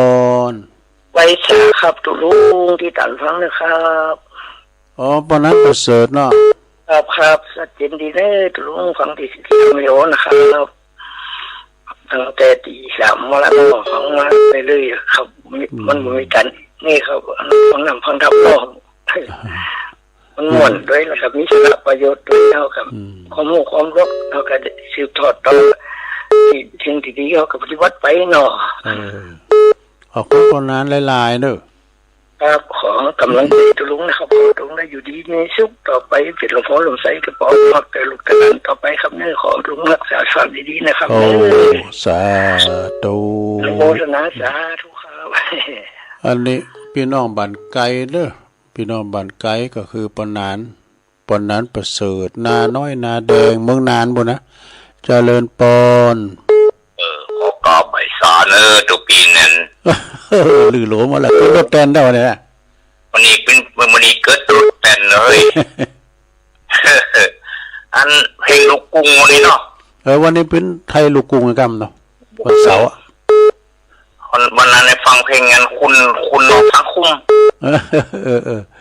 น้ำมนต์ได้มนต์ว่าตะมนต์เป็นหลักนั้นเนาะอุทยานไม่มันจำเช้าตี 2ตีมันก็ตื่นทุกปีวันมันก็เป็นอัตโนมัตินะมันยังเงยจนทุกปีจบมันจะเข้ามาใครบูกรับแต่เจ๋งน้อยแต่ก็วันรับก่อนนะยังเงยเนาะอากาศมันมันสวอละดูมันตื่นจับหมูเดียวกันว่ะเจ้ามันเสหอบคนตุปีของคนไม่ได้เกียร์นี่เลยไปเกียร์ที่พอโอ้กี้เขาจะลามอะไรว่าตุปีก็ยังผมไปสื่อข้อเขียนการนะเพราะตาอย่างผมไม่เคยสื่อหรอกอายุแล้วแต่ตั้มกลางเลย30 ปลายนี่ไหนใจใจนี่ตื่นก่อนเนาะครับดีกันนะครับพี่ครับขอบคุณเนอะยินดีหลายเนาะลื่อหลงปีไอใต้โหส่งกำลังใจมาเนาะขอบคุณหลายๆเนอะเจริญปอนครับเจริญลุงปีนั้นหมกเยอะประมาณนี้กะลุงทำบ้าเลยกะปีนั้นหมกอันนี้ไปโทร10,000เด้นะกะอันนี้โมดี หนึ่งเขามีนะ โอ้ดีกะนะวินันเราทำไป เรา เนาะ มีหรือผมมีน้ำบุกตัวไหน ว่าเป็นหยังก็ทำอาหารไปเนาะ เรามีหรือผมมีน้ำบุกตัวจะมันเนาะ เดี๋ยวมันจะไปกาดอยู่ด้วยไปยันเดียวกับลูกกะ ไปแล้วเอาไปกันหมดอ่ะ โอ้ ไปหมดอ่ะ ไปหมดเลยโอ้ลูกศิษย์จุนทำมาจ้ะ นั่นกันนายรู้สิตัวทำอ่ะเนาะยินดีเป็นนั้นหมกนางเด้อ เป็นนั้นหมกก็เสียเป็นใหม่นะ สี่แยกบันใหม่สาธุเด้อ ลุงทำมาจ้ะสมองท้องเลย ขอบคุณเป็นนั้นเด้อ ครับผมครับ โอ้คุณยองเหมือนกันสี่แยกบันใหม่เจริญปอน ห้วยสาเจ้าแม่ทำอยู่เนอ ฟังอยู่เนาะชัดเจนเลยเนาะ เจ้าจังหวัดนานเทศนะ โอ้เมืองนานบ่ได้ผลพี่น้องบันไกลได้ เจ้า ชัดเจนได้ด้วยเนาะ เจ้า ยินดีหลายๆมีแล้วฝนมีแล้วยังแล้ว เจ้าเพศกระบอกมีแล้ว แล้วตอนนี้สุภาพปกติแล้วน้ำก็แห้งไปพองละเนาะ เจ้า ยินดีแม่เด้อ0899556506ตั้งงานสุโขทัยพิษณุโลกว่าไปหยอดนะปุ่นน่ะฝนน่ะเจริญปอน จับภาษาครับตะลง อ๋ออันนี้น้องเจเจนะ คือกำลังใจตะลงนะครับ คือกำลังใจคนเท่าเฝ้าดอยเนาะ อ๋อเพิ่งประเทศทุกปีลูกเป็นคนเฝ้าโดยหยอก ตุ๊อุ้ยเนาะ ก็เด็กก็ส่งงานเนี่ยเด้อ กับภาษาครับ ขอบคุณน้องเจเจโทษอันนี้น้องเจเจเด้อคุณเฝ้าเคืองต้องลุงมนวัดปากตั้งเจริญบ่เปิดเสริมสัญญาเนี่ยตุลุงเจริญปอน แล้ว โอ้หลวงพ่อไว้สาครับหลวงพ่อครับ ครับยินไม่ทันนะ ตั้งกับเวลาไม่หลายอยู่ งานแล้วนอนต้องห่มผ้าแล้วตอนนี้ จะไปบิณฑบาตกะ เตรียมตัวแล้วครับ โอ้ดีละ มาที่ห้า เป็นกิจของสงฆ์เนาะโอ้ไปบิณฑบาตโปรดสัตว์ให้ไปทำหน้าที่สาธุครับอันนี้หลวงปอเนอเจริญปอน จะดูเมวันมันประกอบเนอฟังอยู่ สัดเจนดีเนาะสัดเจนดีโอ้เจริญปอนไปสาเจ้าแม่บุกแก้วบันประกอบไม่เจ้านี่คือติ้มก้อยแม่เนอ แก้ว แก้วน้อยนั่นแหละเดี๋ยวมันเป็นบุกแก้วนี่คือจืดติ้มก้อยแม่เลยไงหรือวิแม่เป็นใจกระจกแก้วอย่างเดียวฟังอยู่เนอคนเจ็บมือนี่ตั้ง8 บาทนี่ตอนนี้ป้ายน้ำเนี่ยจะพยายามเนอะผู้ประกิสลาก็พระบาทเนาะเจ้าแล้วก็ว่าอมจ้านี่มันมีเทศนาท้ายมาชาอยู่นะโอ้เตกะถามให้ใครไปปักปีเกิดเนาะก็ไปลมได้ให้จัดวิจารพาปฏิต่อดีวันได้พระบาทจัดกุปีด้วยพระพุทธบาทพระวรวิหารสาธุเนอสาธุเจ้าเจริญปอนเดี๋ยวเอามาใหม่เจริญปอนต้องได้แม่ส่งพระเจ้าแม่ย่อยสันทรายเนาะเจ้าอยู่เจ้าชัดเจนนี่เนาะโอ้ย่างแล้วคนย่างแล้วมีแล้วนี่กำลังตกน้อยๆโอ้ตกอยู่อ่ะโอ้ย่างได้เจ้าเป็นกำลังใจให้ลุงนะเจ้าสาธุไว้สาเจ้าว่านี่แย่ไปตั้งบลงบัดไว้วางเนี่ยโทรมาเลยเจริญปอนเจริญปอนเนี่ยอยู่ไหนโอ้ลำปางมันกันเมืองลำปางเขลังนครชัดเจนนี่เนาะแม่เนาะชัดเจนเจ้าโอ้ดีละฟังไปติ๊กเด้อวันนี้ก็เดี๋ยวก็ฟังจากธรรมะจากยอดดอยปุ้นกัลยาณิวัฒนาบนเนออาจารย์พระครูนิคมประจำมาเข้ารายการเนอภาคชนเผ่าปกยอเนาะก็จะมาเข้ารายการกันต่อไปเอาละเนาะตัวลุงก็จะได้ส่งงานเนี่ยน้องเจเจเนี่ยที่เปิ้นโทรมาขอสุมาเด้อที่เปิ้นเตรียมหาบได้ละเดี๋ยวมันจะล่ำเวลาบ่เนาะ วันหน้าวันตาก็โทรมาใหม่วันนี้ตุลุงดำเนินรายการมาก็พอสมควรแก่กาลเวลาก็จะขอขึ้นเวลากับสถานีเนาะส่งงานถึงน้องเจเจที่ลุมดอยปักตั้งเจริญกันต่อไปวันนี้อูพิษอูถูกอย่างได้ก็ขอสุมาอาภัยกับปอหน่อยปนนานนักปราชญ์บัณฑิตโดยเด้อวันหน้าวันดาก็มาเกตโทษใหม่เนาะไปก่อนเด้อจัตตาโลธรรมาวัฏันติอายุวันโนสุขังปะลัง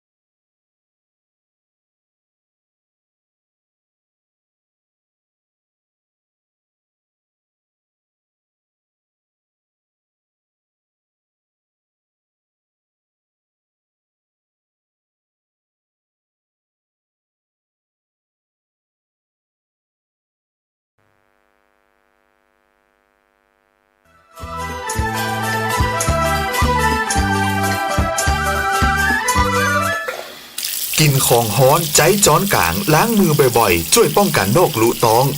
อาหารที่มีกะทินมและไข่เป็นส่วนประกอบบ่ควรทำไว้ล่วงหน้าเกิน4ชั่วโมงเพราะเชื้อแบคทีเรียหรือไวรัสอาจปนเปื้อนอยู่กับอาหารทำให้บูดเสียได้ง่ายกินเสร็จก็เก็บใส่ตู้เย็นที่สำคัญห้ามกินอาหารสุกๆดิบๆหรือมีกลิ่นมีฟองเพราะเชื้อที่ปนเปื้อนจะแยกให้เมาหัวมีไข้เจ็บท้องและถ่ายอุจจาระออกมาเป็นน้ำ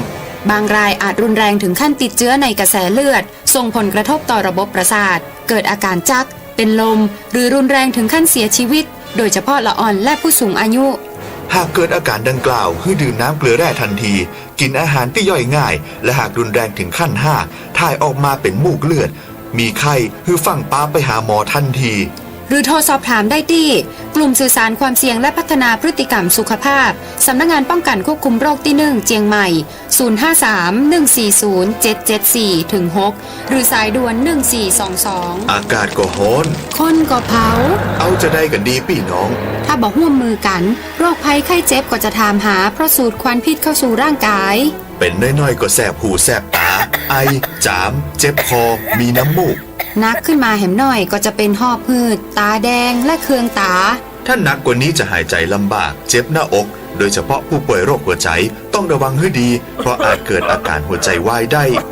คนเฒ่าคนแก่ละอ่อนคนท้องผู้ป่วยโรคระบบทางเดินหายใจโรคหลอดเลือดและผู้ป่วยโรคเรื้อรังก็จะต้องดูแลตัวเกาให้ดี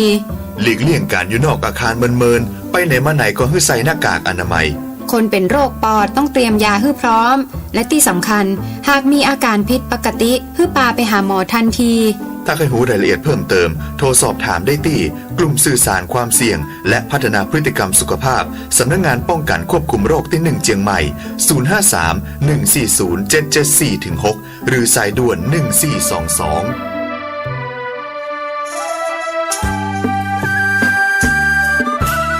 เป็นสุขร่มเย็นผู้คนต่างมีน้ำใจโลกสดใสกินดอยมูเจคีปู่ย่าแม่พ่อสู่โลกสู่ล้านเรื่อยมาบ้านดอยป่าสนดินคนป่ากะยอมีประธานลำค่าเลิศล้ำวัฒนธรรมพิทักษ์สิ่งแวดล้อมที่ดินคนดีคำขวัญนี้มีมายังจำได้แม้นสนงามที่ได้กล่าวมามีคนอาศัยพึ่งพาบุญญาป่าเขาบ้านใครเป็นสุขร่มเย็นผู้คนต่างมีน้ำใจโลกสดใสดินดอยมูเจคี